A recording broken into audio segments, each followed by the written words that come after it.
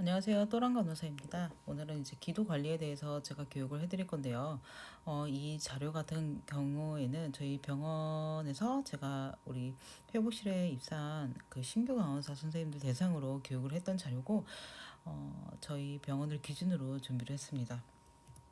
자, 목차고요. 상기도의 구조입니다. 상기도의 해부학적 구조를 볼 건데요. 우선은 우리 마취과에서는 오랄 캐비티를 확보하고, 그 다음에 에피글라이티스를 젖히고 트라키아 쪽에다가 엔도트라키얼 튜브를 인서션하고 있고요. 그 이외에 해부학적 구조를 아시면 좋을 것 같아서 제가 사진을 가져왔습니다. 기도의 평가입니다. 환자의 히스토리인데요. 환자가 이전에 마취 경험이 있었다거나 세데이션 경험이 있는데 이때 뭐 문제가 있었다거나 아니면 수면 무호흡증 같은 게 있는지 이런 것도 알아보시면 좋을 것 같고, 환자가 피지컬로 이제 봤을 때 너무 오베시티 해가지고 벤틸레이션이 안 되는 경우도 되게 있거든요. 그리고 턱이 없다거나 혀가 크고 안면부 손상, 경추 손상 등이 있는 경우에는 아무래도 디피컬트 에어웨이임을 예측을 하고 그에 따라서 우리가 더 준비를 할 수가 있겠죠. 말란패스 클래스인데요. 말란패스 클래스 같은 경우에는 이제 환자들의 기도 평가하는 임상적인 기준이라고 보시면 돼요. 클래스 1과 클래스 4를 간단히 이제 비교를 하면은 클래스 1 같은 경우에는 목젖이 보이고 편도 기둥 그리고 영국에도 되게 잘 보이죠. 클래스 4 같은 경우에는 전혀 보이지가 않아요. 이럴 때는 뭐 스타일렛을 껴서 사용한다든지 비디오스코피 필요한 경우도 있습니다. 이지 에어웨이입니다. 보통 우리가 말하는 이제 이지 에어웨이는 환자가 이제 이전에 마취나 세데이션 경험 중에 아무 문제가 없었었고 목소리 잘 나오고 그리고 목에 이제 이스텐션이나 뭐 이런 것도 잘 되고 도리도리도 잘 되는 경우를 이제 말하고요. 디피컬트 에어웨이 같은 경우는 제가 조금 아까 사진 보였던 것처럼 너무 오페스티 하거나 혀가 크다거나 안면부 손상 이런 사람들을 이제 difficulty airway라고 합니다. 기도 관리입니다. 기도 관리 같은 경우는 저희 이제 회복실에서 가장 많이 볼 수 있는 기도 폐쇄, 무호흡, 저항기, 그리고 성대문 연축, 흡인에 대해서 제가 우리가 어떻게 대처를 해야 되는지 좀 더 임상적인 기준으로 제가 준비를 했습니다. 자, 환자가 이제 캑캑거리고 세츄레이션이 떨어지고 있습니다. 이때 우리가 어떻게 해야 될까요? 쉽게 말하면 무조건 우리는 기도 확보를 해야 돼요. 우선은 환자한테 가서 턱을 살짝 들어주고요. 그래도 이제 환자가 호흡하는 게 좀 어려운지 그때 뭐 포지션도 정말 중요하겠죠. 당연히 수파인 상태에서는 숨쉬는 게 좀 더 어려울 수가 있어요. 그래서 헤드를 좀 더 올려주시고 그 다음에 턱을 올려주시고 이래도 안 되면은 이제 친 리프트 그 다음에 그래도 안 되면 이제 짜우 트러스트를 시행하고요. 그 다음에 안 되면은 또 에어웨이를 삽입을 해주시고 그 다음에 백밸브 마스크를 시행을 하고 있습니다. 자, 세츄레이션이 똑똑똑 떨어지고 환자의 호흡수가 똑 없어요. 똑 떨어졌어요. 이럴 때 우리가 어떻게 해야 될까요? 마찬가지로 에어웨이를 무조건 이제 확보를 하시면 돼요. 무호흡과 저항기 같은 경우는 거의 보통 이제 약물에 의해서 많이 발생을 하거든요. 그래서 기량제를 투여를 해주시면 됩니다. 무조건 뭐 처방하에. 그리고 우리는 에어웨이를 무조건 확보를 하고 그 다음에 백밸브 마스크까지 하시고 이래도 안 되면은 거의 뭐 약물을 투여를 하시면 됩니다. 자, 성대문 연축인데요. 성대문 연축 같은 경우는 제가 회복실에서 근무하면서 가장 많이 봤던 케이스인 것 같아요. 환자분들이 이제 수술 끝나고 나오시면은 되게 기침을 되게 심하게 하시는 분들이 계세요. 근데 이 가래가 너무 이제 깊이 있어가지고 이 성대 쪽을 자극을 하다 보면은 이게 일시적으로 이제 경련이 발생하면서 바로 그냥 다치는 경우도 있고 아니면 천식이나 COPD 같은 이제 이런 기저질환으로 인해서 발생이 되는 경우가 있거든요. 이거는 정말 시간이 그러니까 우리가 아무 처치도 안 하고 계속 그냥 있으면은 환자 어레스트가 날 수도 있는 상황입니다. 어떤 게 성대문 연축인지 제가 소리 한번 들려드릴게요.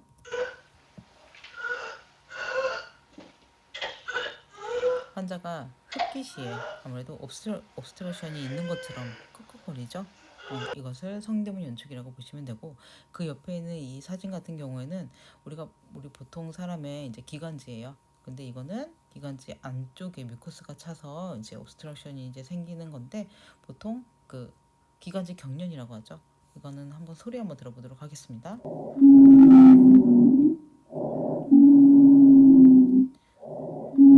성대문 연축 같은 경우는 환자가 흡기 때 옵스트럭션이 있는 거 그리고 기관지 경련 같은 경우는 환자 호기 때 옵션이 있는 거고요. 기관지 경련 같은 경우는 거의 보통 이제 벤톨린 퍼프 같은 거를 하면은 거의 수초 이내에 환자가 괜찮아져요. 그리고 성대문 연축은 우리 바로 에어웨이 마찬가지로 확보를 해주셔야 되고요. 그 다음에 산소를 이제 산소를 이제 투여를 하시는데 이제 백밸브 마스크 시행하시고 이래도 환자가 세츄레이션이 올라가지도 않고 그렇다 그러면은 인투베이션을 바로 고려를 하셔야 됩니다. 그 다음 흡인입니다. 흡인 같은 경우는 이제 환자분들 이제 입 안에 뭐 있는 경우에 바로 우리가 이제 석션 해주시면 됩니다. 이거는 이제 제가 레피드 인투베이션을 이제 설명을 했던 건데요. 이거 읽어보시면은 레피드 인투베이션을 이렇게 하는 거구나 이제 이렇게 생각을 하실 수 있어요. 이때 보면은 우리 셀리스 매뉴버가 이제 보이시죠? 이게 뭐냐? 흡인 위험이 가장 위험이 큰 환자 같은 경우에는 보통 이제 뭐 MPO가 안 된 뭐 C색 환자, 빤뼈 환자 이런 환자들이라고 보시면 돼요. 그런 환자들 같은 경우는 그냥 우리가 셀리스 매뉴버 없이 바로 그냥 인투베이션 시행하게 되면은 위에 남아 있는 그 음식물이나 그 섭취물이 그냥 바로 역류해서 환자의 이제 에어웨이를 아예 그냥 막을 위험이 있기 때문에 이건 그래서 사용을 하는 매뉴버예요. 보면 크라이코이드 카틸리지를 눌러서 이제 에스파거스가 눌리신 거 보이시죠? 그래서 여기 눌러가지고 이쪽에 있는 분비물이 이제 못 올라오게 하는 거예요. 그래서 이때 이제 인투베이션 시행을 하고 있는데 보통 이제 한 3kg 정도 의식이 없는 환자 같은 경우에는 한 3kg 정도의 이제 압력을 주어서 인투베이션을 시행을 하고 있습니다. 자, 기도 유지예요. 기도 유지는 저희가 크게 이제 뭐 기계적 기도 유지, 외과적 기도 유지 이렇게 이제 설명을 해드렸는데 여기에서는 간단히 이제 기계적 기도 유지에 대해서 설명을 해드리도록 하겠습니다. 첫 번째 이제 에어웨이예요. 에어웨이는 이제 크게 이제 코냐, 입이냐 이렇게 두 가지로 나눌 수 있는데 오랄 에어웨이 우리 가장 많이 사용하고 있죠. 오랄 에어웨이 같은 경우에는 이제 혀를 앞쪽으로 이동시켜서 기도를 확보하는 기능을 하고 있고요. 크기 선택이 정말 중요합니다. 너무 길게 될 경우에는 후드로 들어가서 기도가 폐쇄가 되고 너무 짧을 경우에는 오히려 이게 흡인이 되는 경우도 있습니다. 적절한 이제 그 길이는 입술 가장자리부터 아래 턱뼈까지이고요. 넣는 방법은 아시죠? 그 다음에 나잘 에어웨이입니다. 이거는 이제 오랄 에어웨이를 사용할 수 없을 때 이제 사용하고 있고요. 크기는 코 가장자리부터 귓불까지입니다. 넣는 방법은 환자의 고개를 과신전하고 젤리를 묻혀서 이제 넣어주시면 됩니다. 이거는 백앤 마스크 벤틸레이션인데요. 제가 사진을 두 개를 준비했는데 첫 번째 사진 같은 경우에는 이제 환자 그 의료진 혼자서 이제 백밸브 마스크를 하는 거고 두 번째 사진 같은 경우에는 이제 둘이서 2인 이상의 의료진이 이제 하는 백밸브 마스크입니다. 자, 아이젤인데요. 아이젤 같은 경우에는 이제 엔도트라키아 튜브하고 좀 이제 비교를 해서 보셔야 될 것 같아요. 간단히 말하자면 이제 아이젤 같은 경우는 오래 걸리지 않는 수술이고 환자가 그냥 수파인으로 수술하는 경우에 가끔 사용을 하고 있고 엔도트라키아 튜브와는 다르게 후두개에 살짝 거치가 되어 있는 상태로 이제 수술을 하게 됩니다. 그래서 여기에 이제 연결되어 있는 벤틸레이터의 이제 그 타이달 볼륨 정해져 그 맞춰놓은 타이달 볼륨이 잘 들어가는지 리크가 되지 않는지 잘 보셔야 됩니다. 그다음에 엔도트라키얼 튜브인데요. 엔도트라키얼 튜브는 이제 소아, 성인으로 나눠서 사용을 하고 있고 우리가 보통 말하는 7.0, 뭐 3.0 이 크기는 외경이 아니라 내경을 의미를 하고 있습니다. 그래서 환자의 이제 아스피레이션을 예방하기 위해서 사용하고 있고 인투베이션 전에 바로 리크 테스트를 시행을 하고 있는데요. 만약에 리크 테스트를 하고 인투베이션을 시행하다가 만약에 페일했다. 그래서 뭐 스타일렛을 껴서 주세요 이랬으면은 스타일렛만 바로 껴서 주시는 게 아니라 다시 한 번 더 리크 테스트를 시행을 하고 리크가 되는지 안 되는지 확인을 하신 다음에 다시 어시스트 하시면 됩니다. 자, 마취관의 사랑입니다. 제가 왜 이 그림을 넣었을까요? 이렇게 보시면 환자의 이제 엔도트라키오를 인투베이션 할 때 보면은 환자 얼굴 그 과신전을 한 다음에 환자 오랄 캐비티를 이제 그 시야를 확보하기 위해서 핑거 크로스를 사용하고 있습니다. 이때 우리 하트 모양으로 핑거 크로스를 하고 있어서 제가 그림을 넣은 거고요. 자, 그 툴인데요. 도구인데 이거 블레이드의 종류입니다. 우리가 보통 사용하는 맥킨토시 이제 블레이드, 그다음 밀러, 그다음에 맥코이인데요. 이거 두 개의 차이점은 곡선형과 일자형이라고 보시면 돼요. 보통 곡선형 같은 경우에는 그림을 보시면은 우리 후두개와 이 옆부리 사이에 홈이 있습니다. 이 홈에 끝을 넣어서 이렇게 올려서 우리가 시야를 확보를 하고 있고, 밀러 같은 경우에는 후두개까지 눌러서 시야를 확보를 한 다음에 인터벤션 시행하고 있습니다.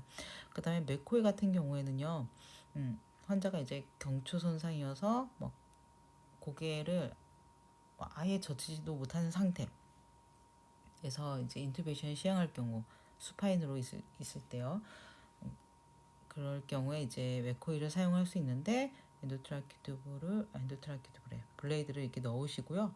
여기 저 집게를 누르시면은 여기 사이가 이제 벌려지면서 환자 이제 시야 확보가 가능합니다. 근데 요새는 거의 많이 사용을 하지 않고 있죠. 왜냐면은 비디오 스코프이 있으니까요. 그다음에 엔도트라키튜브이고요. 이거는 이제 인투베이션 시행할 때 마취가가 눌러주세요라고 하면은 어떻게 눌러야 되나 몰라서 여기요 이렇게 얘기했던 게 기억이 나서 제가 자료를 찾아가지고 이제 올려놓은 건데요. 이건 벌프 매뉴버라고 보시면 돼요. 환자의 갑상연골 쪽 그 밑에를 잡고요. 그다음 위로 올려주세요. 위로 올린 다음에 살짝 오른쪽으로 돌리고 눌러주시면 확실히 시야가 더 잘 보이긴 하더라고요. 이렇게 해서 인투베이션을 시행을 하시면 됩니다. 기관의 삭관이 잘 들어갔는지 이제 확인하는 방법인데, 환기를 할 때 이제 흉부가 상승하는지 잘 보셔야 되고요. ETCO2가 잘 나오는지, 그리고 그 기관 내 튜브 안쪽에 김서림이 나오는지를 잘 보시면 돼요. 이 그래프 같은 경우에는 처음에 ETCO2가 나오다가 나오지 않는 거죠. 이거는 가장 많이 하는 실수, 식도에 들어간 그래프입니다. 디피컬트 에어웨이일 때 사용할 수 있는 도구인데요. 이거는 이제 광봉이라고 하죠. 스타일러처럼 끼워서 이제 빛이 나오는 거고, 그리고 이건 비디오 스코프 가장 많이 사용하죠. 그 다음에 이거는 맥코이입니다. 이건 나잘 인투베이션이고요. 그 다음에 엔도트라큐 튜브를 인서션 했을 때 이제 올 수 있는 합병증입니다. 보통 이제 삭관 시에 올 수 있는 합병증, 치아 손상, 그리고 피부 손상, 그리고 인도나 기관 쪽에 이제 외상이 발생할 수 있고요. 부적절하게 위치를 했을 때, 그러니까 특히 식도 쪽에 들어갔을 때는 그 안에 있는 부유물이 오히려 더 넘어와서 이제 기관 폐쇄가 될 수 있고요. 그리고 그 관 제거 후에는 호두 경련이나 성대마비, 흡인 등의 합병증이 올 수 있고, 시간 경과 후에는 모갈이나 쉰목소리, 또 성대 용종이 발생할 수 있습니다. 네, 오늘 교육은 여기까지 하도록 하겠습니다.